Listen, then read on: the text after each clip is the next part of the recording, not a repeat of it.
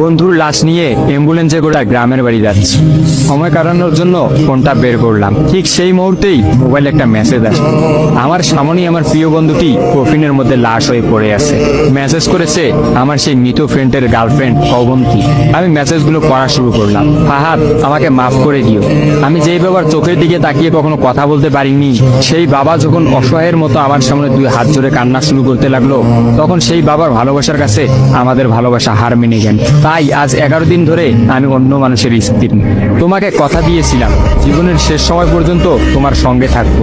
আমার সব সময় ভয় হতো যে তুমি আমাকে কষ্ট দেবে, হয়তো আমাকে ছেড়ে অন্য কাউকে বিয়ে করবে। অথচ দেখো, আমি তোমাকে কষ্ট দিলাম, আমি তোমাকে রেখে অন্য পুরুষকে বিয়ে করে ফেললাম। জীবনটা বড়ই অদ্ভুত, তাই না? তোমার কি মনে আছে আমি তোমাকে কাঁদতে কাঁদতে বলতাম আমাকে কখনো ছেড়ে যাবে না? তো তুমি হাসতে হাসতে উত্তর দিতে, আমি তোমাকে কখনো ছেড়ে যাব না, তুমি আমাকে ছেড়ে গেলে যেতে পারো। তখন আমি অনেক রাগ করতাম, কারণ আমি তো তোমাকে পাগলের মতো ভালোবাসতাম। তুমি নেই এরকম কোনো পৃথিবী আমি কল্পনাও করতে পারতাম না। অথচ দেখো, আজ অন্য কেউ হচ্ছে আমার স্বামী। রোজ তার সাথেই আমাকে ঘুমাতে হয়, ঘুম থেকে উঠে তার মুখটাই আমাকে দেখতে। মানুষের জীবন এমন কেন যে যাকে চায় যদি তাকে পায়? প্রকৃতি তাতে কি এমন আসে যায়? কেনই বা প্রকৃতি তাদেরকে কাঁদায়? হুট করেই সবকিছু হয়ে গেছিল, তাই আমি ইচ্ছে করেই তোমার সাথে যোগাযোগ বন্ধ করতেই আমার নাম্বারটা বন্ধ করলাম। বিয়ের দিন ভাইয়ের ফোন হাতে নিয়ে আমার ফেসবুক আইডিটাও ডিলিট করে দিলাম। তুমি অনেক কষ্ট পেয়েছো আমি জানি, যার সঙ্গে সারা জীবন কাটাবো ভেবেছিলাম তাকেই শেষমেশ কষ্ট দিলাম। আমার পরিবারের সবাই খুশি, আমার স্বামীটা অনেক ভালো, এখন পর্যন্ত যা ব্যবহার করেছে আমার ভালোই লেগেছে। তবে ভবিষ্যতে কি হবে জানি না। তোমার কি আমার সেই প্রথম দেখা হওয়ার কথা মনে আছে? তবে সেটাই যে প্রথম দেখার, সেটাই যে শেষ দেখা হবে, এটা কখনোই ভাবতে পারি।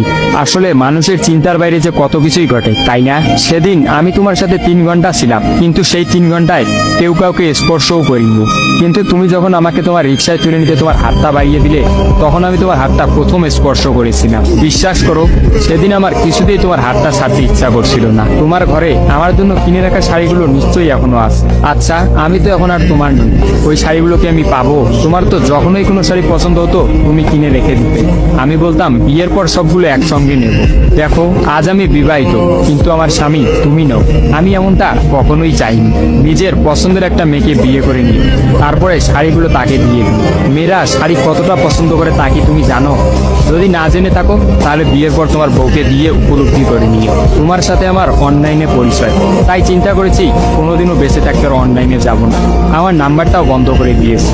আজকের পর থেকে আমাদের আর কোনোদিন কথা হবে না। তোমার কাছে একটা অনুরোধ, যদি চলার পথে আমাদের কোনোদিন দেখা হয়ে যায় তাহলে প্লিজ তুমি অচেনা হয়ে চলে দিও।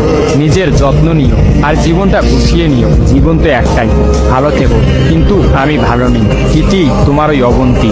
সবগুলো মেসেজ একত্রে পড়লাম। আমার সামনে চিরনিদ্রায় শুয়ে আছে ফাহাদ। অবন্তী পরপর 5 দিন অনলাইনে আসেনি এবং ফাহাদের সাথে কোনো যোগাযোগ করেনি। তখন এক রাতে অফিস থেকে ফিরে ফাহাদ রাগ করে তার ফোনটা আসার গিয়ে ভেঙে ফেলে। ভাঙা মোবাইল আর ঠিক করা হলো না। ফাহাদ তার সিমটা আমার ফোনে ইনস্টল করে। জরুরি কোনো কল এলেই একমাত্র ফাহাদকে দিতাম। আর ফাহাদ রাগ করে বলল, যতদিন না পর্যন্ত অবন্তী আমাকে SMS করে ততদিন পর্যন্ত আমি আর নতুন ফোন কিনবো না। মোবাইল ভাঙার 2 দিন পরেই ফাহাদের প্রচন্ড জ্বর আসে। একদিনের মধ্যেই ফাহাদকে হাসপাতালের মধ্যে ভর্তি করলাম। ডাক্তার পরীক্ষা নিরীক্ষা করে বলল ফাহাদের ডেঙ্গু জ্বর হয়েছে। তবে চিন্তার কোনো কারণ নেই, ডাক্তারের কথা বিশ্বাস করেছিলাম। কিন্তু ডাক্তার তো সবকিছুর খবর জানেন না, যিনি জানেন তিনি হচ্ছেন সৃষ্টিকর্তা। ফাহাদের হয়তো এই জ্বরকেই মৃত্যুর একটা ওসিলা বানিয়েছিলেন। যেই ডাক্তার বলেছিল চিন্তার কোনো কারণ নেই, আজ সকালে সেই ডাক্তারই ফাহাদকে মৃত ঘোষণা করলো। ফাহাদের আর জানা হলো না অবন্তীর কথা। আমিও অনেক ভেবে সিদ্ধান্ত নিলাম অবন্তীকে আর ফাহাদের মৃত্যুর খবরটা জানাবো না।